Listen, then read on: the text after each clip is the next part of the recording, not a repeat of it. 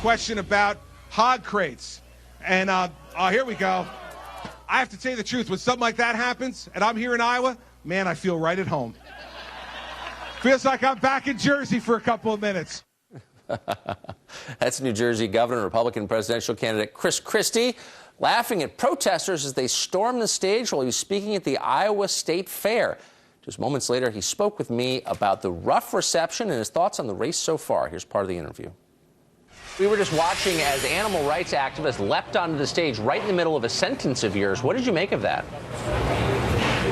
You know, it's just another day in New Jersey, but it just happened to be in Iowa. You know, it's fine. I feel really good about the fact that I've stood strong in front of for the rights of farmers in Iowa to make the decisions that they think are best in raising their livestock. So putting up with a little heat from some protesters is just like a typical day in New Jersey, Tucker. So I felt right at home.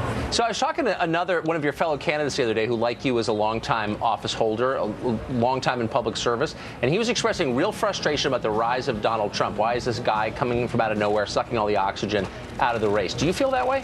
No. Well, I'd be frustrated about the fact that there are people who will do well at times and not do well at times in this race. Focus on yourself. I'm focusing on the fact that I'm the guy who's vetoed more tax increases than any governor in American history.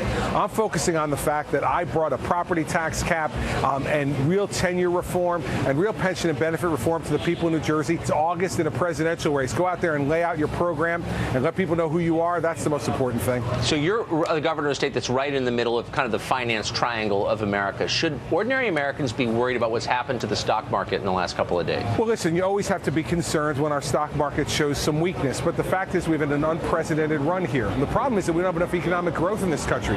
This is the weakest recovery from a recession since World War II, Tucker. This president runs around taking bows over it. It's awful. You've talked to voters pretty much nonstop for months now. Excluding the foreign policy realm, what are their top concerns? Their top concerns are immigration. They're concerned that we get a president who will enforce the southern border and make sure that Americans are treated fairly. They're concerned about student debt, Tucker. They are overwhelmed by student debt right now. I will tell you that I've done 17 town hall meetings in New Hampshire. In 16 of the 17, I've gotten a question on student debt. And people are really concerned that their kids aren't going to be able to get a job either when they get out of college. So Hillary Clinton's answer to the student debt problem is more subsidies for college tuition. Is that your solution? No, it's not my solution. What we need to do is hold these colleges accountable. It's the most non-transparent bill in America, Tucker. I just paid two of them, one to Princeton University, one to Notre Dame. And I will tell you, there's three lines.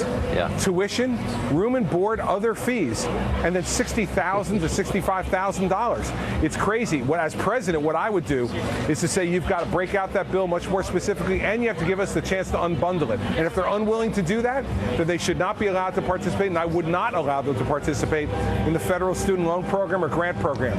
You get taxpayer money, you need to be transparent in the way you're using it. As someone who just paid two tuitions as well, you're winning my vote, Governor. Amen. Good luck with that. And thanks for joining us this morning. We appreciate it. Thank you. Well, coming up at 8:45, part two of our interview with Governor Christie. He weighs in on the Hillary Clinton email scandal and talks about how his family is dealing with life on the campaign trail. So stay tuned for that. But coming